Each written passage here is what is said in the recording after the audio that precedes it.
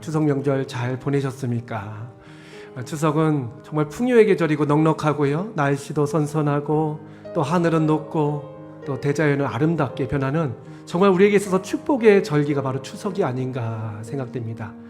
많은 것들이 감사한 제목이지만요, 그 가운데 가장 행복한 것은 바로 사랑하는 사람들, 오래 보지 못한 사람들과 만나는 그 기쁨의 시간이 아닐까요? 우리는 늘 고향, 본향을 동경하는 마음이 있어요. 근데 그 본향 가운데 본향은 어디일까? 바로 하나님 아버지 품이라는 것입니다. 왜냐? 하나님 아버지 품에는 영생이 있고 참된 사랑이 있고 참된 기쁨이 있기 때문입니다. 아무리 내 고향이 좋다 할지라도요, 고향 오가는 길도 힘들고 가보면 기대와는 달리 또 가슴 아픈 일도 생기고 또 서운한 일도 만나게 되는데, 우리 하나님 아버지의 품은 그런 것이 전혀 없다라는 것입니다. 어느 누구든지 주님의 품에 안기면 세상에서는 경험할 수 없는 참된 평안과 안식과 만족이 있는 것입니다. 그렇기 때문에 우리는 늘 하나님 품을 동경하며 살고 있어요. 그러나 하나님 앞에 나가는 것은 참으로 어렵지요. 왜냐?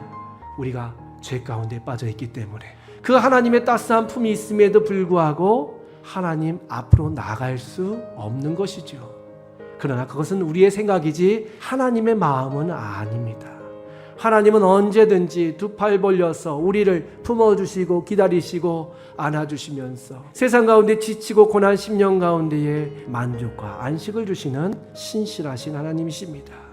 우리를 원래 그 제자리 하나님 품 안으로 주님은 초청하시기 위하여 범죄한 인간들, 그 세상 가운데에 자신의 하나뿐인 독생자 예수 그리스도를 보내어 주셨고, 그분을 십자가에 달리게 하셨고, 그것도 부족하여서 보혜사 성령님을 우리 가운데 보내주시어서 우리의 지치고 고난 마음 가운데에 위로와 평안을 주고 계십니다. 게다가 교회를 세워주시어서 하나님 아버지 품으로 나가는 것이 서투른 인생들에게 하나님은 크신 사랑으로 함께하여 주십니다. 왜냐? 하나님께서 모든 사람들이 제자리 하나님 품에서 참된 안식과 만족을 얻게 하기 위함이라는 것입니다. 오늘 우리가 읽은 시편 69편의 말씀은요, 다윗의 시다라고 기록되어 있습니다. 그 수많은 시 가운데 오늘 시편 69편은 대표적인 탄원시입니다. 탄원시.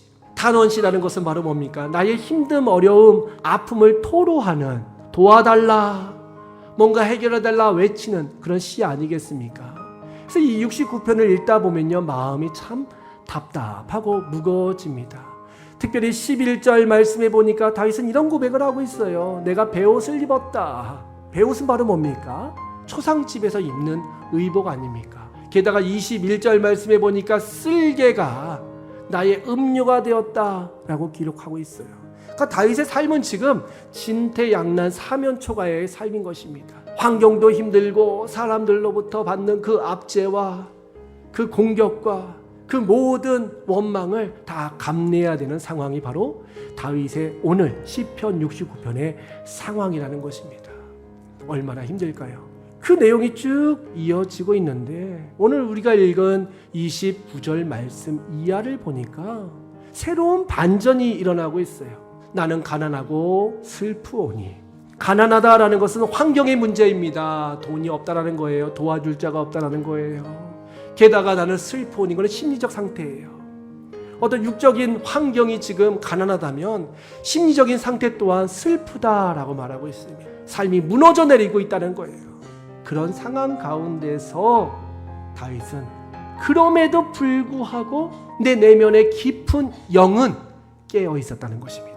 그 어려움 속에서, 그 아픔 속에서, 그 공고한 상황 가운데서 하나님을 찾고 있어요.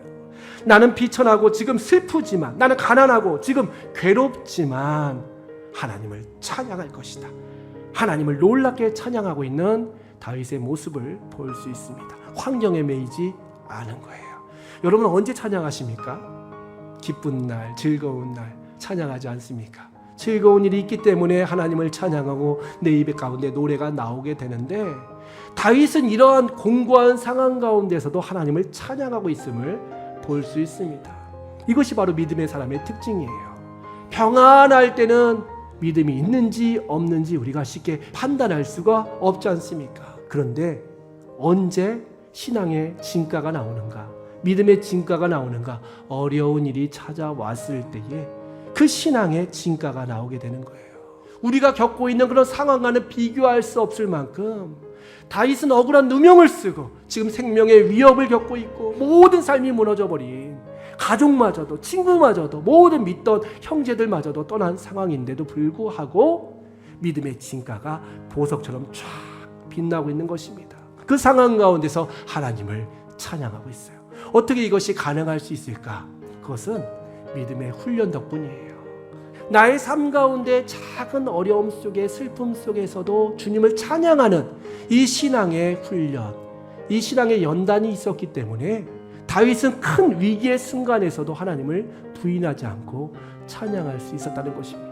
누가복음 17장 말씀에 보면 예수님께서는 믿음을 가리켜서 겨자씨와 같다라고 표현하고 있어요. 믿음이 성장한다는 거예요. 2mm, 3mm밖에 되지 않는 작은 씨앗이 우리의 믿음의 실체이지만 이 씨앗이 발아하고 성장하면요 새들이 깃들일 만큼 큰 나무가 된다라고 주님 말씀하고 있습니다. 다윗이 어떠한 내용으로 주님을 찬양했을까요? 주님, 저에게 이런 일을 행하여 주셔서 감사합니다. 이렇게 해주셔서 감사합니다가 아니에요. 주님의 이름으로 인하여 감사하고 찬양합니다 라고 고백하고 있습니다. 이 이름은요 브랜드를 말하는 거예요. 브랜드. 하나님의 이름의 가치예요. 가치. 다윗은 그 상황을 바라보지 않았어요. 환경을 바라보지 않았어요. 무엇을 바라봤는가? 나와 함께 하시는 하나님. 내가 찬양하고 있는 그 여호와 하나님의 이름의 브랜드를 바라보고 찬양했다는 것입니다. 하나님을 찬양할 때 우리는 항상 거리를 찾아요. 이래서 감사하고 저래서 감사하고 반대로 이래서 실망하고 저래서 하나님이 원망스럽고 라고 생각하는데 정말 믿음의 사람들은 환경에 얽매이지 않고 모든 상황 가운데서도 임마누엘 하나님, 나와 함께 하시는 그 주님의 브랜드, 그 브랜드의 가치로 인하여 주님을 찬양하고 있습니다. 감옥에서도 찬양했어요. 앞에 홍해가 놓여져 있음에도 불구하고 그 가운데서도 하나님을 찬양했어요. 심지어 내 생명이 끊어지고 있는 그 순간에도 믿음의 사람들은 하나님을 찬양했다는 것입니다. 사랑하는 성도님들, 나의 환경 가운데 찬양할 제목도 있죠. 감사할 제목도 있죠. 물론 그 감사로 인하여 주님을 찬양하는 것 아름답습니다. 그러나 우리 성도님들 가운데서 감사할 제목이 없는 성도님들도 계실 거예요. 나는 왜 이렇게 힘든가? 어려운가? 나 이렇게 고통스러운가? 나 이렇게 답답한가? 라는 그런 상황 가운데 놓여있는 성도님들이 계시다 할지라도 오늘 말씀처럼 나는 비록 가난하고 비천하지만 슬프지만 그럼에도 불구하고 주님을 찬양하겠습니다. 주님의 이름을 찬양하겠습니다. 주님의 광대하심을 찬양하겠습니다. 라고 주님 앞에 아름다운 찬양을 올려드림을 통하여 황소를 드림보다 더 기쁜 하나님의 영광이 우리의 삶을 통하여 아름답게 증거되고 하나님께 연락되는 귀한 은혜가 있으시기를 주님의 이름으로 축복합니다.